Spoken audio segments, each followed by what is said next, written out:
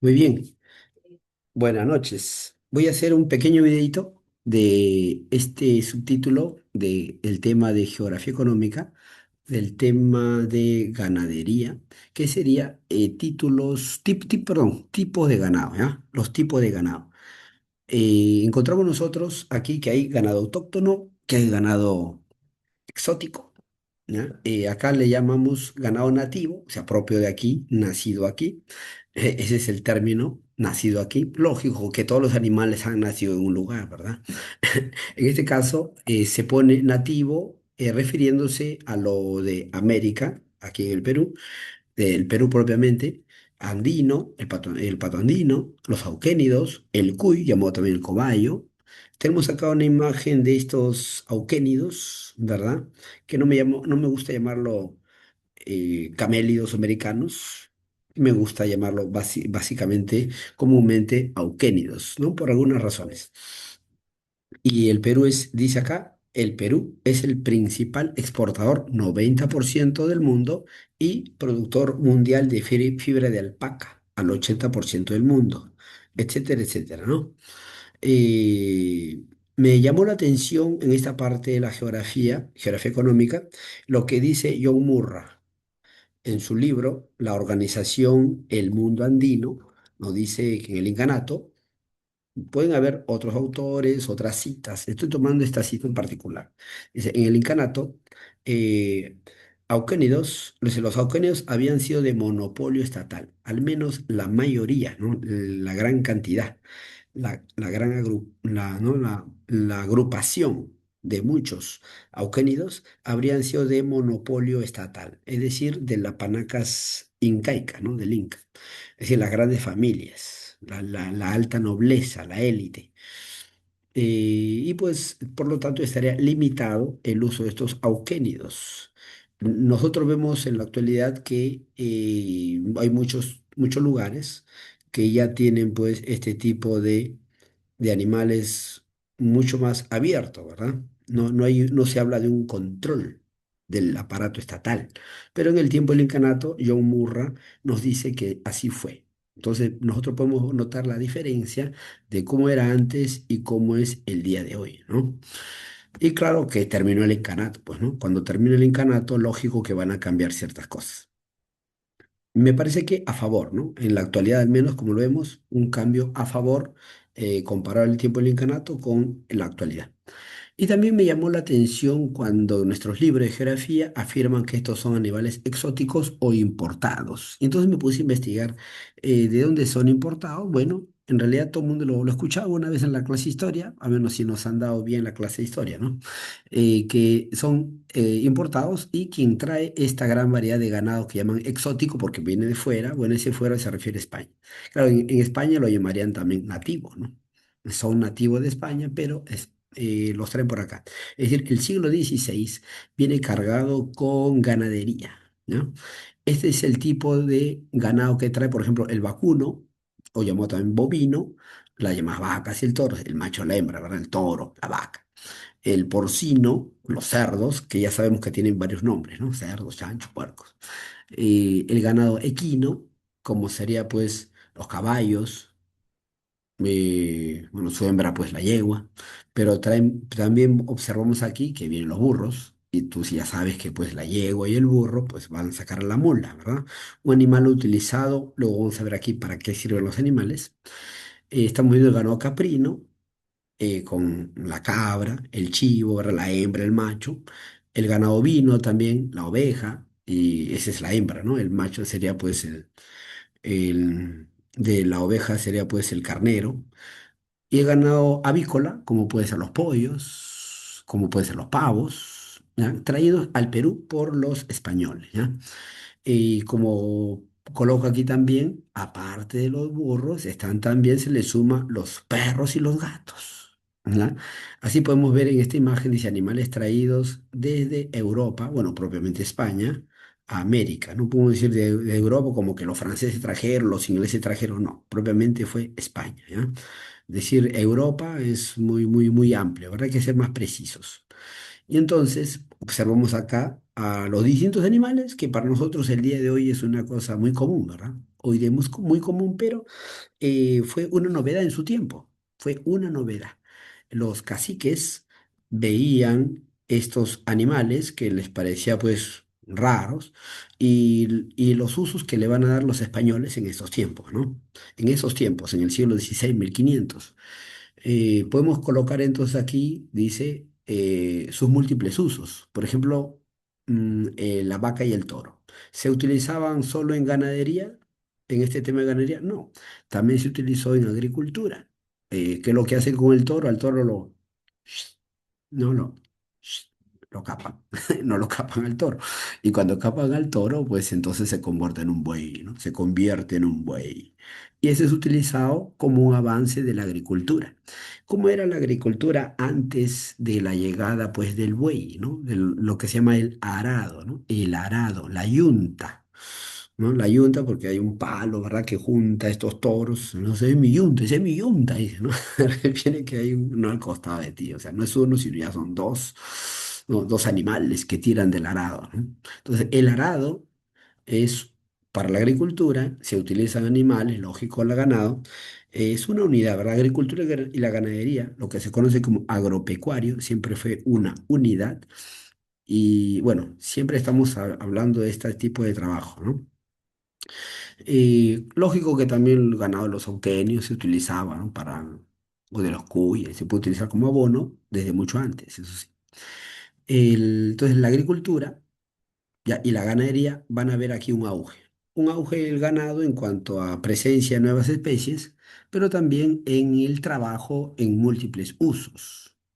Entonces, pasar de la chaquitaquia, que era un palito que tenían nuestros antiguos, antes de los españoles, a pasar al arado, yo me pongo en el sitio, en el momento, y era pues como decir el tractor de la época, ¿no?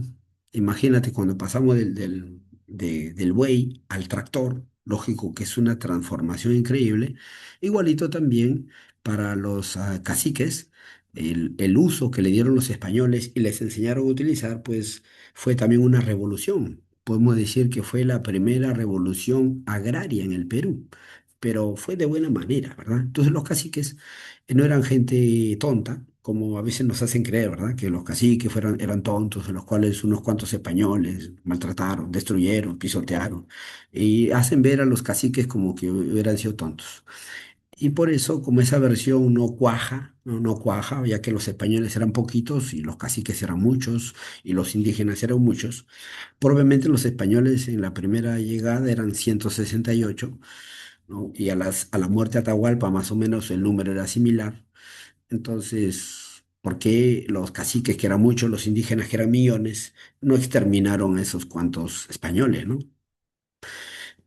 Tras ya la muerte del Inca, ¿no? O sea, ya no estaba el que los oprimía, que era el Inca Atahualpa, porque los había sometido. Y entonces, ¿por qué no los mataron?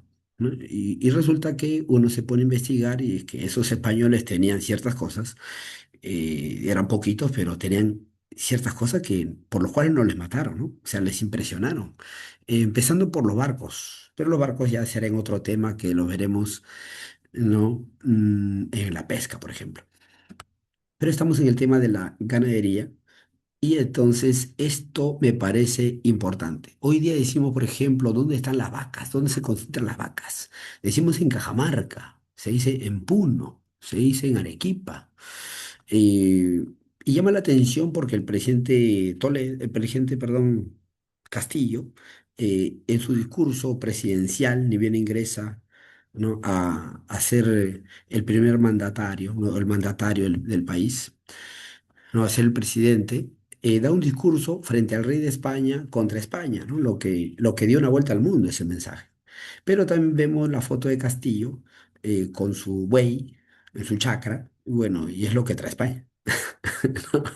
Es lo que se llama una gran contradicción, ¿verdad? Pues los caciques eran gente inteligente y supieron apreciar, no dijeron pues como dicen hoy día los indigenistas, no, lárgate, llévate todo lo que has traído, no.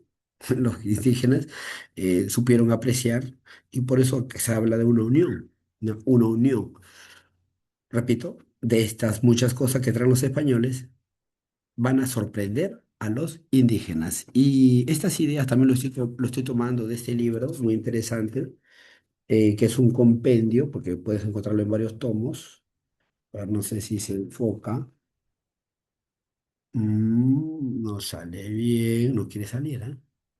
Ya, pero el título es Historia Económica del Perú, desde la conquista española hasta el presente, por Carlos Contreras Carranza. Esto ha sido del Fondo Editorial, aquí, bueno, viene por el Instituto de Estudios Peruanos, ¿ya? Este ha trabajado pues en lo que es el BCR.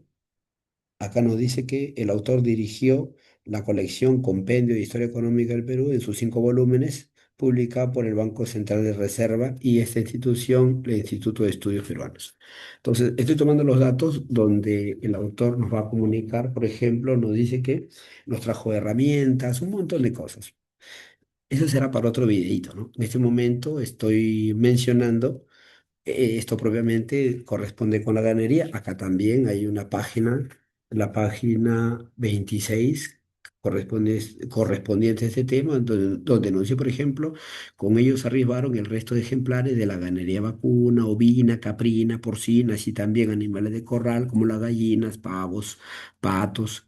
En el caso de los pavos traídos desde México, o bueno, en ese tiempo se llamaba ya Nueva España, no se llamaba México, liebres y nuevas plantas también de cultivo. Eso lo veré en el tema de la agricultura, qué aporte nos trae España en la agricultura, ¿no? Según este autor, no comparto lo que dice, pero según este autor, repito, ya, Carlos Contreras Carranza, nos dice, seguramente lo que más impresionó a los nativos fueron los grandes animales de tiro, y se refiere también a la vaca y el toro.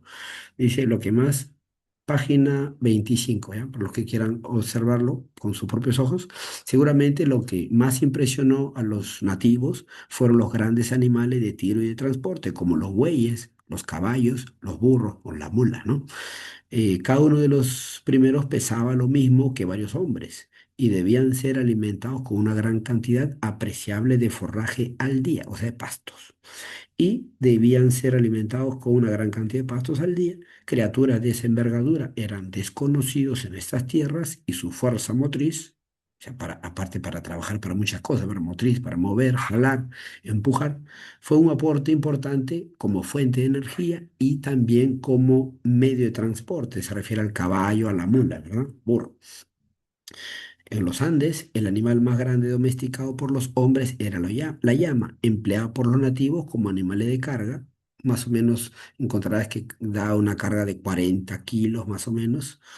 Eh, Dice, en el caso de los auquénidos, era la llama empleada por los nativos como animales de carga, además de como fuente de lana, como fuente de carne.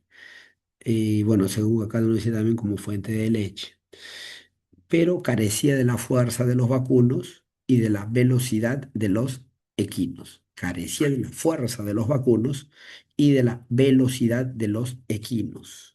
Así también arribó la mula, que ya conocen, el cruce entre la yegua y el burro, fuerte como el caballo y paciente como el burro, se refiere a la mula. Este animal se convirtió en el vehículo de transporte más socorrido hasta la llegada de los ferrocarriles y camiones hacia 1900. Y los bueyes y mulas podían llegar a tirar de carros de varias toneladas. Bueno, ni hablamos de los carruajes, ¿no? Eso ya se refiere al ganado equino, ¿verdad? Que lo tenemos por acá, el ganado equino.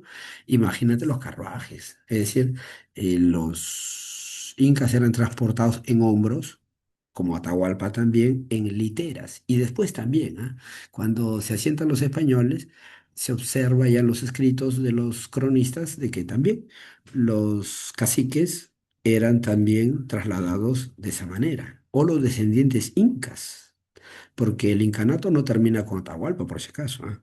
Y continuó los incas. Sí, profesor, los incas de Vilcabamba. Bueno, después los incas de Vilcabamba también continuaron otros incas. Podemos encontrarlo eso. Actualmente hay un autor conocido como Rafael Aita, conocido como Capitán Perú.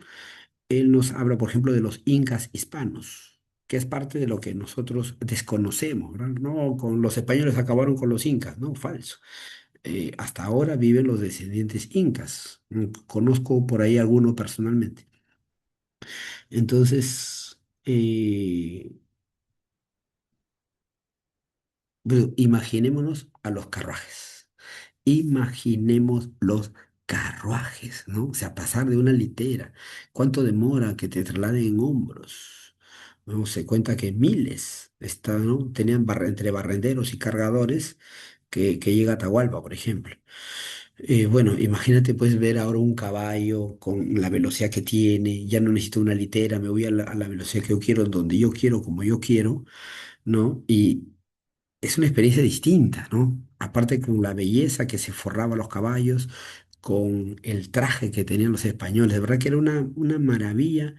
Si uno se pone en esos tiempos, ¿no? Si uno compara la ropa, que claro, es una industria derivada de la ganadería, porque el Inca se vestía con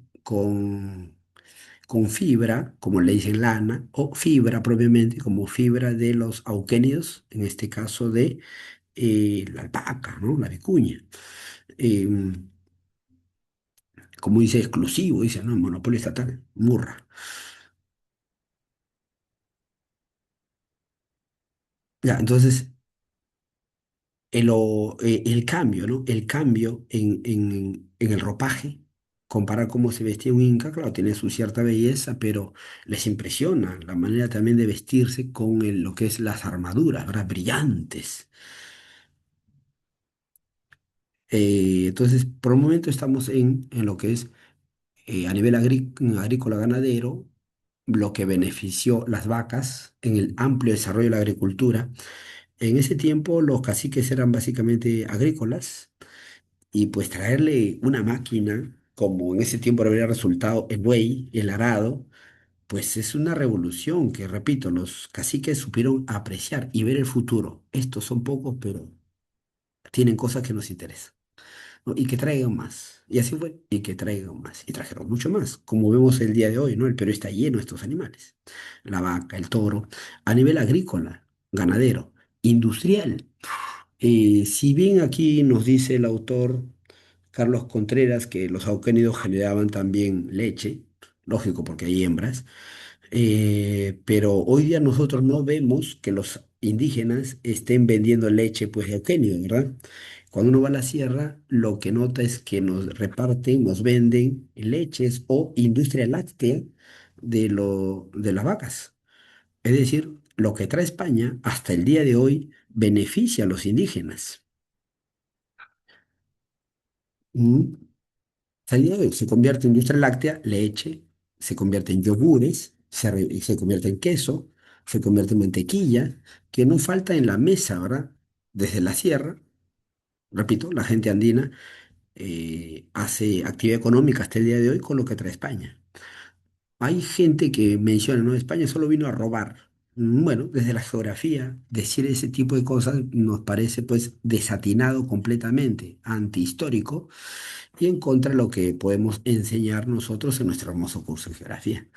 Así nos dicen entonces en la agricultura, en el transporte, también lógico que se puede utilizar para el transporte, el comercio, ¿no? Porque también hablemos de que esto se vende, ¿no? No solo es industria, esto se vende, esto logra ganancias.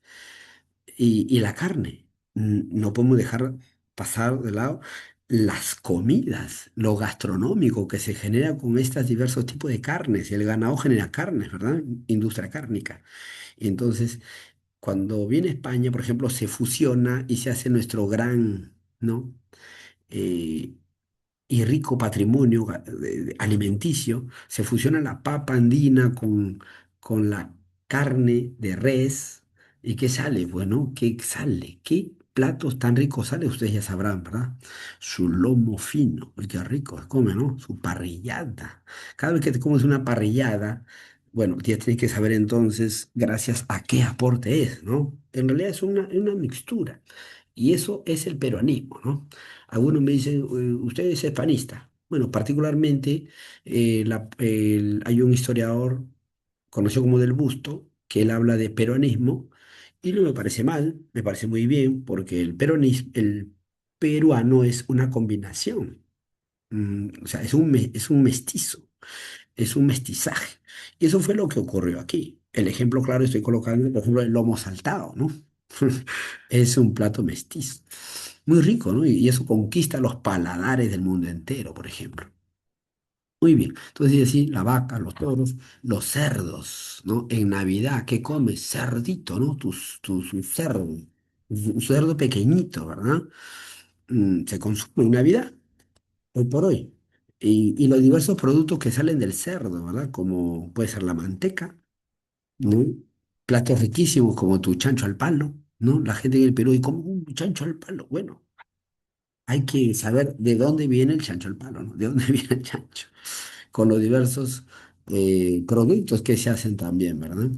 Eh, el ganado equino, repito, no solamente es el caballo en cuanto tal, sino también los bailes como la marinera, el caballo de paso peruano, el transporte, ni hablar, como hemos dicho, transportarse en carruaje es otra cosa, ¿no? Otra cosa para la época, ¿no? El comercio también, lógico. Aparte, pues, del estilo, ¿no? El estilo de vida que se genera, es otra cosa. El ganado caprino. Hablamos nosotros de las comidas, ¿no? ¿Qué se come? Se come seco de cabrito. El norte, ¿no? ¿Dónde abundan los cabritos? En el norte, en Piura, decimos en geografía. Ahí está.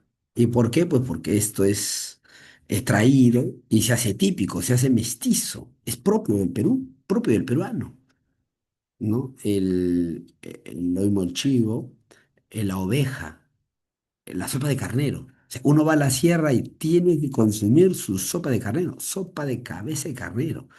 O las ovejas, instaladas mayormente en Puno, ¿verdad? ¿Dónde hay más ovejas? En Puno, claro, la gran meseta del Collao. Pero las ovejas de calidad, de pedigrí, ¿dónde está ese pedigrí? Está en Junín, decimos, ¿no? Es que, claro, los españoles trajeron raza pura, luego acá se combinaron también, lógico, lo llamamos los chuscos, pero hay que recordar la importancia del pedigrí. Cada especie tiene una determinada especialidad. Volvemos, por ejemplo, a las vacas, ¿verdad? Hay animales más o razas más para carne, otras más para leche, ¿no? Las que salen en el comercial de leche Gloria, ¿verdad? El ganado Holstein, típicos, los de blanco y negro, ¿no? Para leche, los ganados lecheros. Otros no sirven para eso, ganan para carne. Lo mismo podemos decir de los cerdos, lo mismo podemos decir, ¿no? De las ovejas, ya podemos decir de los pollos, ¿verdad? El pollo, así, la gallina, carne de gallina, hoy día el sopa de gallina, mi caldo de gallina. Bueno, es también un ganado que trajo también España. O sea, ¿cómo comprender el Perú? Por eso me encanta el término mismo peruanismo, peronismo, peronista. ¿Cómo comprender el Perú actual sin este mestizaje?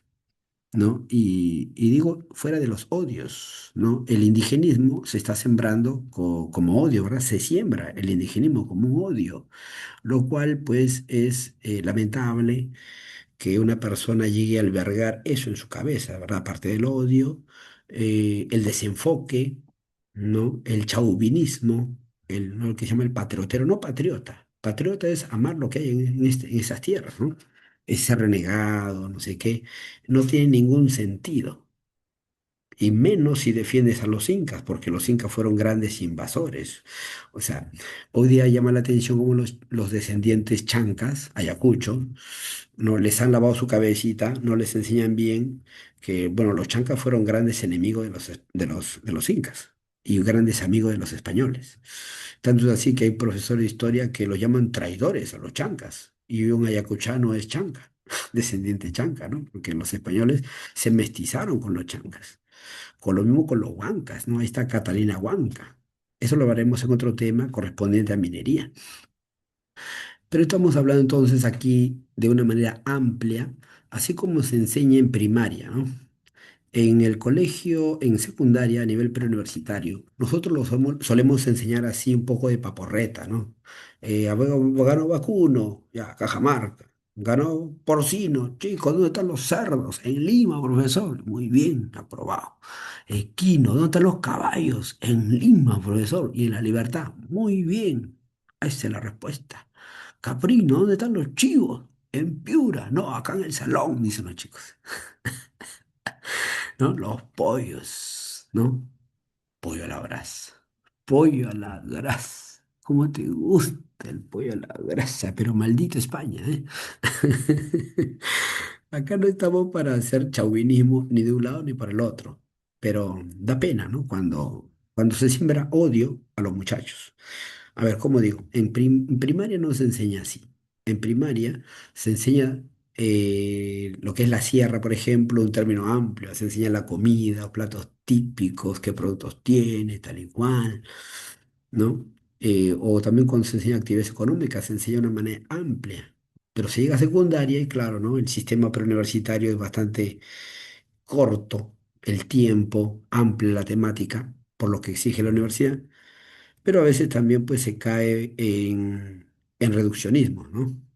Y por eso me parece bien hacer este tipo de vídeos, ¿ya? Importante me parece como un aporte. Y dice entonces, los pollos. ¿Qué comida se hace con los pollos? ¿Qué comida más bien? O sea, hoy día solo se come pollo. Pero no hablamos pues de los pollos de ahora que están hormonados, ¿no? Que los hacen crecer en 3 semanas, trabajados genéticamente, los transgénicos. No, ese ya es una cosa más de la actualidad, ¿no? Que es otro tema. Pero me centro en los aportes exóticos que viene de España. Los pollos, repito, la gallina, y no solo una especie, varias especies. Lo mismo podemos decir de ovejas, hay varias especies, como hemos dicho, ¿verdad? O de más calidad, pedigrí, raza pura, pero hay varios tipos de razas de oveja. Lo mismo decir de los cerdos, ¿verdad? Hay varios tipos, o sea, no solamente es uno. Así venía antes, bueno, al menos en sí, en nuestros libros todavía está, ¿verdad? Las diversas razas. No es que se toma mucho así en el examen de admisión. Uy, que se empiecen a tomar, ¿no? Uy, que se empiece a tomar, muchachos. ¿No? Tipo de raza tal, en qué se utiliza, para qué. Uf, ya sería demasiado, ¿verdad? Ni que fuéramos nosotros ingenieros, ¿no? Puedo decir los alumnos ingenieros, agrónomos. Creo que ni siquiera para agraria les hacen. Es más, recién se está tomando examen o el curso de geografía para la Universidad Agraria. Me da pena eso, ¿no? Cuando la agraria no preguntaba a sus alumnos sobre geografía. Recién van algunos años que están preguntando geografía, ¿verdad? Es increíble. Como que la UNI no preguntara geometría, es el colmo. Pero bueno, así está este país. Dice, a mí con de los pollos, los pavos, y los pavos lo traen Nueva España. Y es que se empieza a hacer un comercio, ¿verdad? Un comercio. Eso tenemos que aprender. En el tema de comercio, lo que también es actividades económicas, se abre el comercio. Cuando viene España, se abre el comercio. Aquí los incas ni siquiera se habla de pues un comercio con los mayas, ni con los aztecas, ni con los chipchas. Eh, es más, ni con los araucanos. O sea, en la zona no, o sea, ni se podían ver con los incas, ¿verdad? O sea, pero cuando viene España, pues hay una explosión. Y eso me llama la atención, ¿verdad? Cuando empiezo, pues, a estudiar el tema de un modo más amplio, ¿no? Y abre, pues, la mente. Muy bien, los burros. Habrá diversidad de burros, ¿no? Bueno, lo hemos visto por ahí en los dibujitos, en Jack. Oye, el burrito sabanero, el burrito de la sierra. De repente no nos hemos puesto a pensar, ¿verdad? Sobre la historia del burro. Y los perros y los gatos. Hoy día Lima está lleno de perros y gatos. No hay casa que no tenga perro o que tenga gato. Y bueno, y nunca te pusiste a pensar quién trajo los gatos. Nunca. Hoy mi gatito, hoy no tengo hijo, pero tengo gato. Empieza entonces a valorar, ahora, ¿quién trajo el gato? La pregunta es si Inglaterra habrá traído gato. O sea, si después de 1821 se habrá dado esta implosión, ¿no?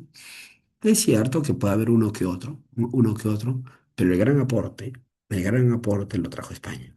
Los perros, ¿verdad? Que por ahí nos dicen, uy, los perros, España no, con sus perros se comía a los indígenas. Aguanta, aguanta, aguanta. A ver, es cierto, ¿no? Que se narra ese tipo de cosas, pero ponte a pensar un poquito también.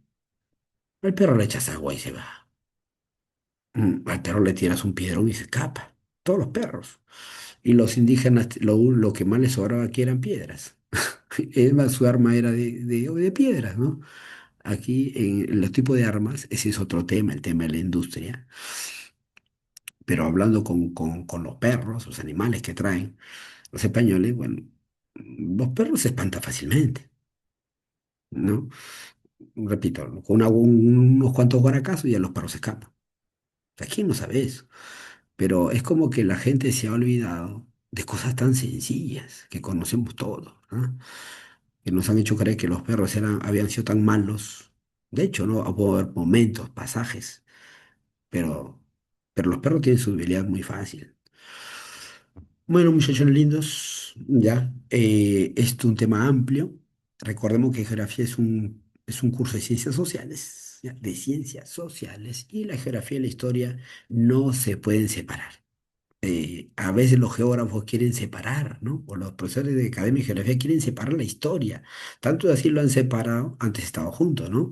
Tercera conferencia de historia y geografía se presenta en 1940, las ocho regiones naturales, por Javier Pulgar Vidal. Historia y geografía. Y ahora los geógrafos no quieren ver la historia, los historiadores no saben geografía. Entonces, por eso que a veces algunos historiadores cometen ciertos errores. Y por eso estoy haciendo este videito. Muy bien, muchas gracias. Esperando los aportes al público que les pueda llegar. Ya, muchas gracias. Muchas gracias.